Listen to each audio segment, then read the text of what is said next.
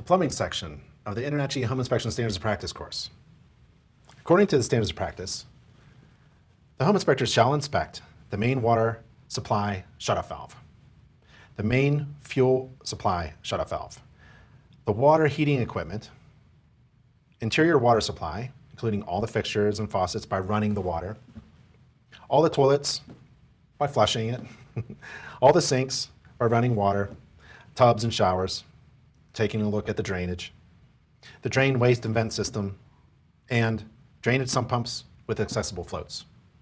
The main water shutoff valve refers to the master shutoff valve that should be located where the house service main enters the building. The house service main begins at the street curb valve and ends at the inside wall of the building at the master shutoff valve. A homeowner should know where the curb valve is located. It is a way for the main water supply to be turned off. It is typically located at the junction of the public water main and the house service main, usually at the street. The curb valve is typically the responsibility of the local water department. According to the Standards of Practice, the home inspector shall describe whether the water supply is public or private based upon observed evidence. The inspector shall describe the location of the main water supply shutoff valve and the location of the main fuel supply shutoff valve and the location of any observed fuel storage systems and the capacity of the water heating equipment, if labeled. This inspection image is of the water meter next to the main water shutoff valve. The inspector described that the water supply is public, not private, based upon observed evidence of a water supply line and water meter. The home inspector is not required to determine the flow rate, volume, pressure, or adequacy of the water supply. Inspectors should determine whether the water supply is from a private well or a public supply. If the inspector cannot make that determination, the inspection report should disclaim that system identification. It should explain that the inspection did not include a determination of whether or not the water supplied to the house was public or private. An inspector may recommend water testing of a private water source to determine the safety of the supply, but this is not required by the Standards of Practice. This inspection image is of the water shutoff valve next to the main water meter in the front of the basement of a house. According to the Standards of Practice, a home inspector is required to describe the location of the main water supply shutoff valve. This inspection image is of a public gas meter and the main fuel shutoff valve located next to the meter at the front of the house. This inspection image is of the main fuel shutoff valve at the gas meter. This inspection image is of a water heater tank. The home inspector is not required to determine the temperature of the water supplied to the fixtures. The inspector should describe the capacity of the water heating equipment, if labeled. The inspection image here is of the manufacturer's label attached to the water heater tank. This tank is 50 gallons in size, and the home inspector is not required to measure and evaluate the adequacy of the water heater. This is an inspection image of a gas shutoff valve next to the water heater tank. The tank is gas-fired. That's the energy source.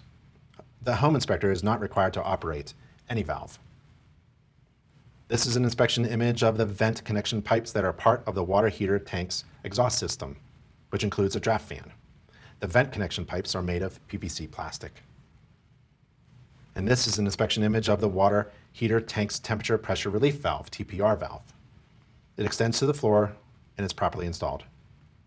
Home inspectors are required to inspect the water heater's temperature pressure relief valve, TPR valve. Now, the 2018 International Residential Code describes more than 12 requirements that a TPR discharging pipe or discharge piping must meet, and that's in 2018 IRC section 504.6. The inspector is not required to operate the TPR valve, but it needs to be present and it should have a proper discharge line and termination. Because a TPR valve may be filled with corrosion or debris, the operation of the valve may cause the valve to open and not close back again. So, home inspectors should not operate any valves, including shutoff and TPR valves. This is an inspection image of a bathroom sink fixture running water. The inspection image included a check for functional drainage.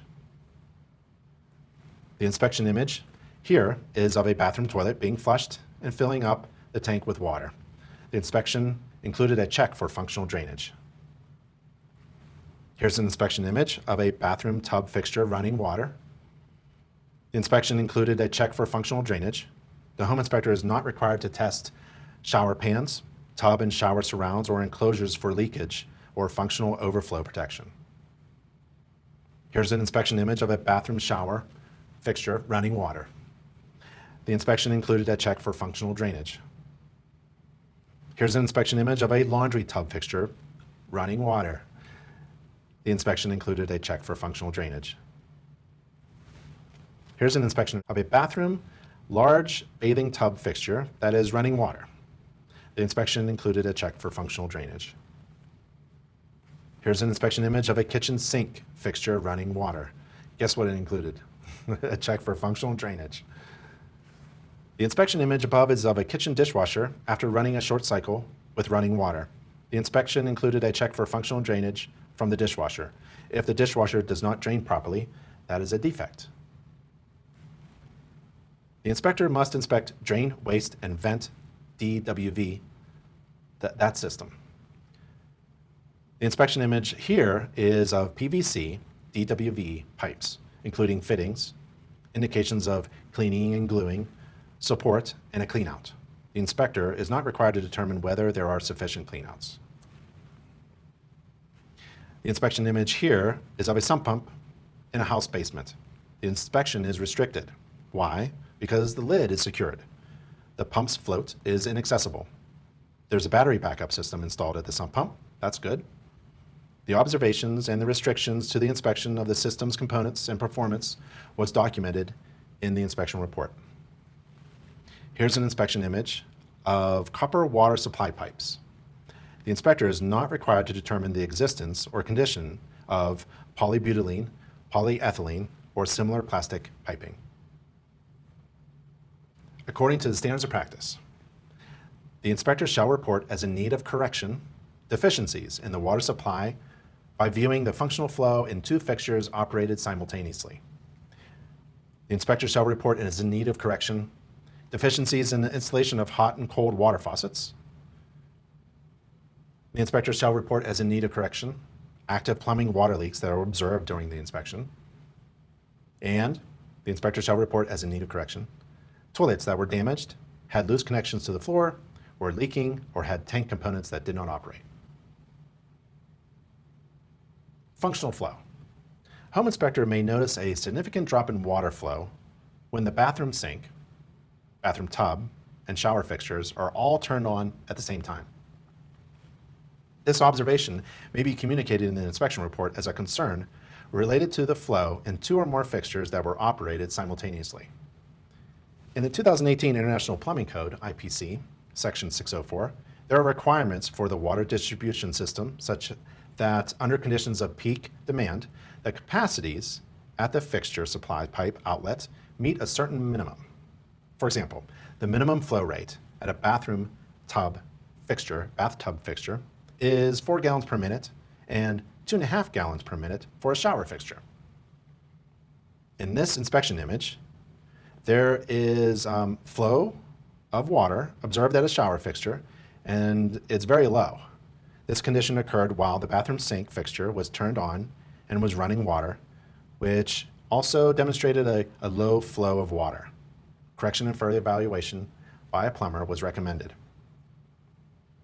Here's another inspection image of a bathroom sink fixture mentioned previously, which had a low flow of water while the shower fixture was turned on at the same time during the inspection.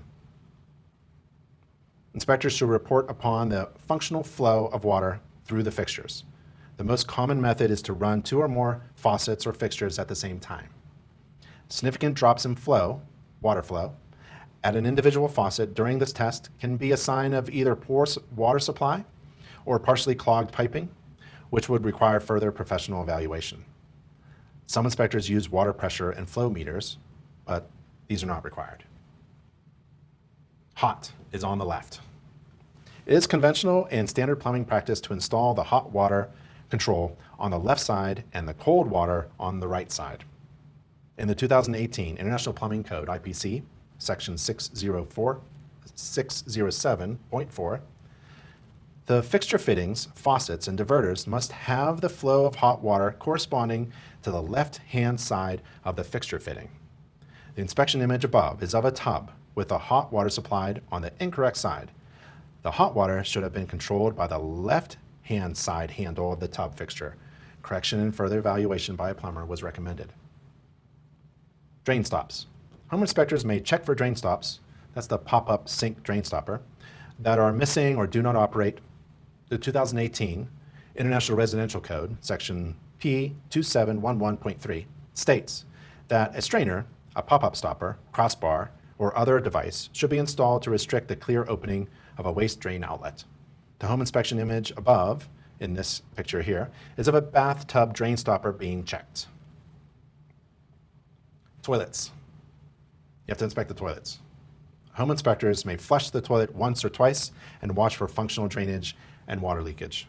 Home inspectors may use the side of their leg to lean lightly up against the side of the toilet in order to determine whether or not the toilet is loosely connected to the floor.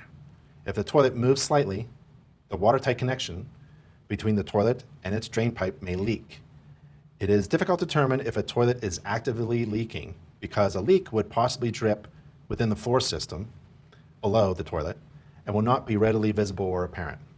A toilet leak may become evident only after significant amounts of time has passed after the toilet was flushed.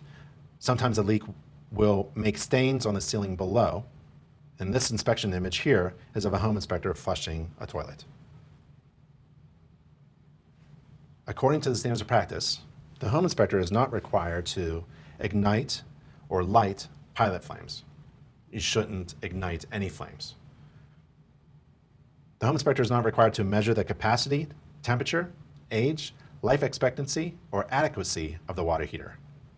The home inspector is not required to inspect the interior flues or chimneys, combustion air systems, water softening or filtering systems, well pumps or tanks, safety or shutoff valves, floor drains, lawn sprinkler systems, or fire sprinkler systems. The inspector is not required to determine the exact flow rate, volume, pressure, temperature, or adequacy of the water supply. The inspector is not required to determine the water quality. The inspector is not required to operate any valve. The inspector is not required to test shower pans and tubs for leakage. The inspector is not required to determine whether there are sufficient cleanouts for effective cleaning of the drains. The inspector is not required to inspect water treatment systems or water filters or wastewater treatment systems. The inspector is not required to evaluate or determine the adequacy of combustion air.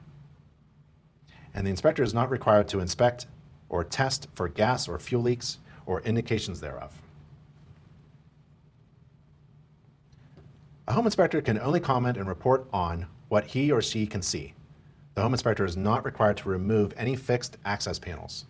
Many plumbing components are hidden in this way and are therefore not accessible for an inspection.